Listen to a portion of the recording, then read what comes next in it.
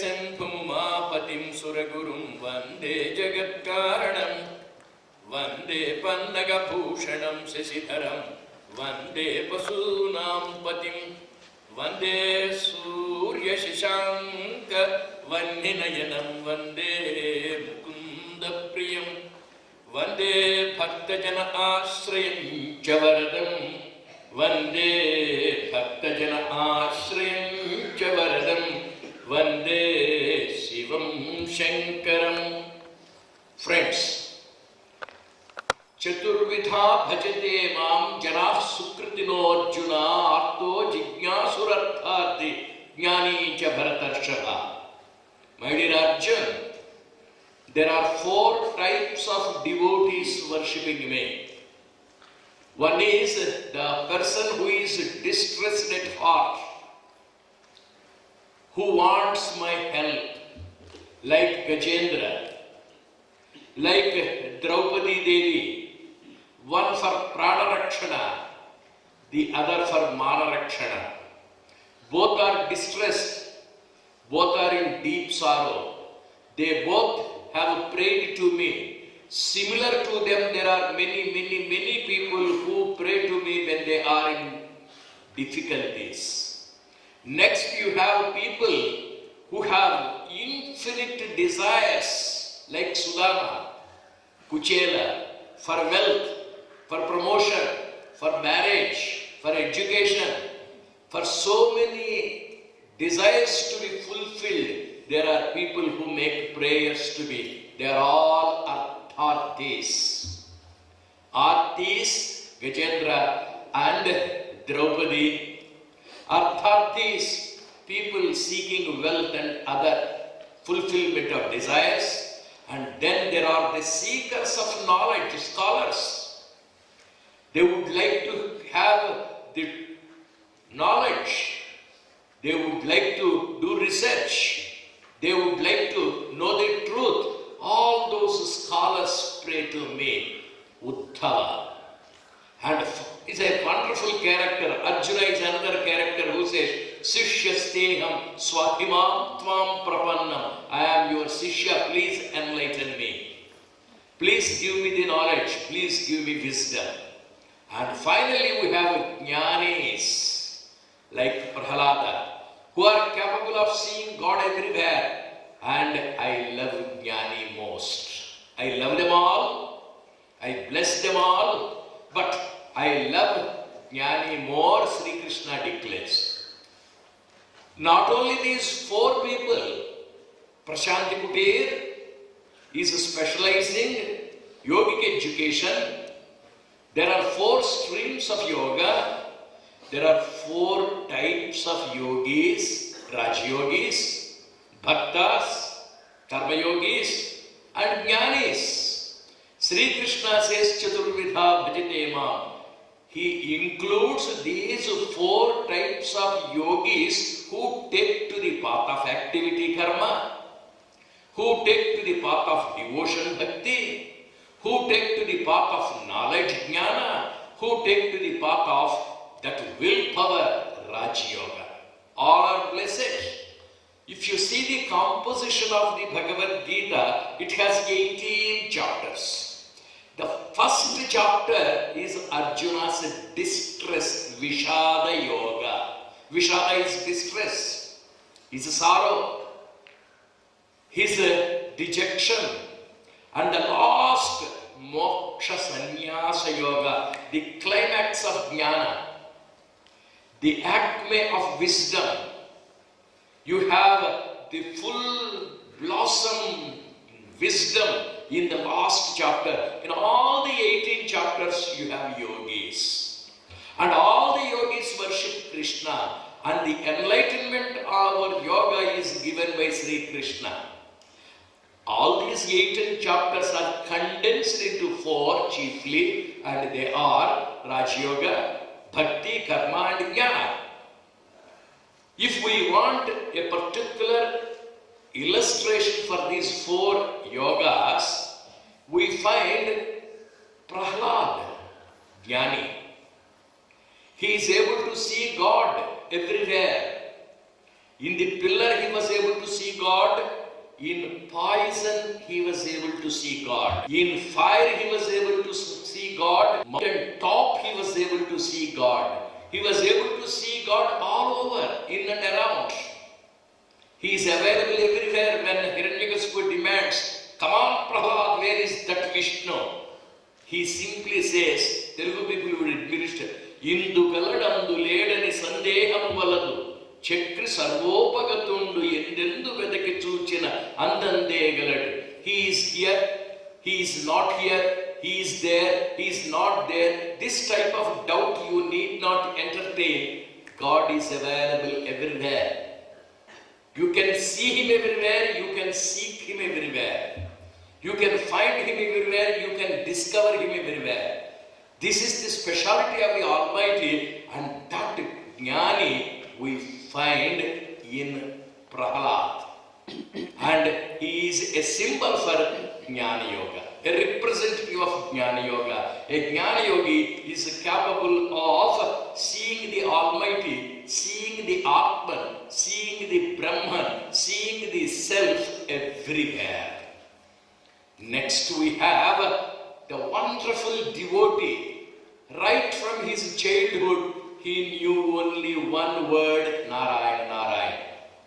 Without the mention of the word Narayan, he does not speak, he does not sing. And that is Narada Maharshi.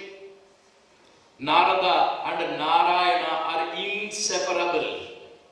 Wherever you find Narada, there you find the song on Narayan. Every sentence is started with Narayan. In the middle there is Narayan. At the end there is Narayan. His thought, word and deed are full of Narayana, Narayana. In any cinema you find Narada Maharshi. Everywhere he will be singing the glory of Narayan, a true devotee. And Bhagavad Gita describes an excellent devotee. Advesta sarva bhutana maitraha karunayevacha. A good devotee is not expected to have any enemies anywhere. He does not have hatred at all. There is nothing he dislikes. Advesta, no dvesha. Maitraha, friendship. Karuna, compassion, daya, pity, sympathy, empathy. And if you take Narada and Narayana, even Narayana has certain enemies. Hiranyakasipu is an enemy. Hiranyaksha is an enemy. Ravana is an enemy. Kamsa is an enemy. But all these four are friends of Narada. A devotee is available to the Rakshasas for consultation. Narada is accessible into the court of Hiranyakasipu, Hiranyaksha, Ravana, Kumbhakarna, Kamsa. All these evil-spirited people do not object to the coming of Narada Maharshi. They consult him, they take his advice. They never attempted to fight or kill Narada. Whereas these people might have attempted to kill Vishnu or Narayana, not Narada. Advesta sarva bhutanam. A true devotee is loved by all. A true devotee loves all. And the specimen, a representative of that bhakti, you find in Narada Maharshi. He is liked by all. He is the public relations officer. He is the media person. He is the press representative. When there is a quarrel going on, the pressman can go, the cameraman can go. He is not stopped by the police, he is not stopped by the rowdy. Everywhere he is available. Typical public relations officer, media person, pressman is this Narada Maharshi, and he finds everything to be a sport, Leela. He enjoys the game of life. And that true devotion at its highest can be seen in Narada Maharshi. When we come to the Karma Yogi, a good devotee, Anjaneya is a very good devotee and yet a karma yogi. Garudman, Garuda, that flight, that aircraft, that vehicle of Lord Vishnu Narayana is the best servant, is the greatest karma yogi. He serves Lord Narayana always. One day, Narada Maharshi goes to Narayana.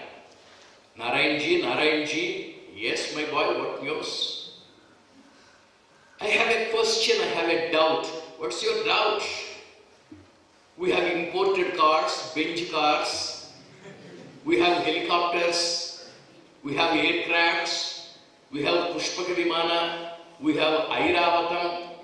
When such wonderful vehicles are available, how is it you have chosen a bird, Garuda? And he sometimes tilts this side and that side. Don't you feel it is dangerous to sit on the back of that bird? And there is no roof. If there is a sun, your head will be burning, scorching sun. If there is rain, you will be drenched in the rain. How are you able to sit on that bird with two wives on either side? Narayanji, why don't you choose a better vehicle? Then Vishnu gives a beautiful example, beautiful answer. Not for nothing I chose Garuda. He is a special karma yogi. How is he a significant karma yogi? Then Vishnu gives the reply. Once upon a time, this Garuda wanted to fulfill the desire of his aunt Kadru, stepmother. That stepmother asked Garuda, my dear Garuda, please go to the heaven. In the heaven, there is the pot of nectar, pot of amrit. Please bring it. I want to give that nectar to my children. And Garuda wants to serve his stepmother, wants to serve the children of his stepmother. Right from the earth, he flies to the heaven, and in heaven, under great security protection, this Amrita Kalasha, Amrita Bhanda, the pot of nectar was available. Garuda goes, takes it, keeps it on his head, flies back to the earth, and hands over that pot of wonderful nectar, Amrita, to his aunt. It is a great adventure. It's an excellent expedition from the earth to the heaven. There he was able to conquer all the security personnel. He was able to lift the pot, bring it back safely, and during this process, he did not drink even a drop of nectar. After all, he was the custodian. He went up, he took it, he brought it. If you ask somebody while going to Jigini, I am going to Jigini, do you want anything? And the roommate says, I am very fond of jalebi, I am very fond of rasgulla, please bring half a kilo of rasgulla or jalebi. You bring it to your friend from Jigni or Bangalore, as soon as you buy it, you take a bit of it. A little rasgulla you eat, a little jalebi you eat. This is natural. Garuda did not do it. He was such a karma yogi, his selfishness never came to the surface. A driver steals the petrol. A servant takes away the teacup, and you find people making business in service activities. A karma yogi is capable of converting commerce into service. An ordinary man is capable of changing service also into a profiteering business. This man, Garuda, did not take a drop of nectar. It's a precious gift. If he tasted a bit of nectar, he would have become immortal. It is at his disposal. There is nobody to check him. There is nobody to control him. There is nobody to arrest him. There is nobody to punish him. Though he has the total freedom, he remained sincere to the core. He was 100% honest, a man of excellent integrity, perfect probity. Now, what is needed in the country is a character of probity. Everywhere we have selfishness. One principal wrote a letter to the parent about the student. Your student is studying in 4th standard in my school. Every day he is stealing the pen of the neighbor, pencil of the neighbor, notebook of the neighbor. You please warn him, maybe you are not getting sufficient number of notebooks, pens and pencils. The father received the letter, received the son, and he told the son in the night, "You're an idiot. Why do you steal the pen and pencil and notebook of the neighbors? Every day from the office I am bringing notebooks. From the office I am bringing newspapers.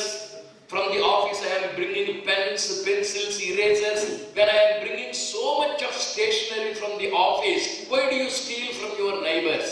The boy said, "Daddy, you are stealing from the office. I am stealing from the school." It makes no difference. We are corrupt. Garuda is not corrupt. Karma Yoga is no corruption. Total sincerity, absolute service, and Karma Yogi Garuda takes delight in serving Lord Vishnu, says Narayan, that is the reason why I have chosen. I want Karma Yogis to serve the country. I want Karma Yogis to serve God. A Karma Yogi is a real devotee. And Dhruva, a person of stern determination, strong willpower. A small boy stood on a single foot, did tapasya, did not come back until he saw Narayan. Such a determination, strong willpower until I get PhD, until I get the highest position. No question of looking back, strong determination. You find 4 yogis. Raja Yoga is represented by Dhruva. Dhruva means determination. And the devotion is represented by Narayan. All the time he is available to all. He is the friend of all. Always worshipping Sriman Narayan. And Prahlad is able to see God everywhere, a great jnani. And we find the wonderful Garuda, a great karma yogi, no axe to grind, nothing like selfishness. These are the 4 yogis, Chaturvidha bhajate ma. Raja yogis worship me. In Patanjali Yoga Sutras, Ishvara pranidhan. Raja yogis worship me. Bhaktas worship me.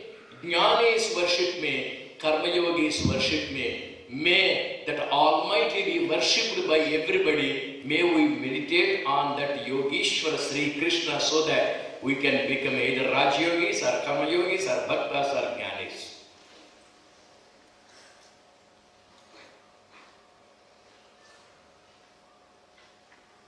Oh.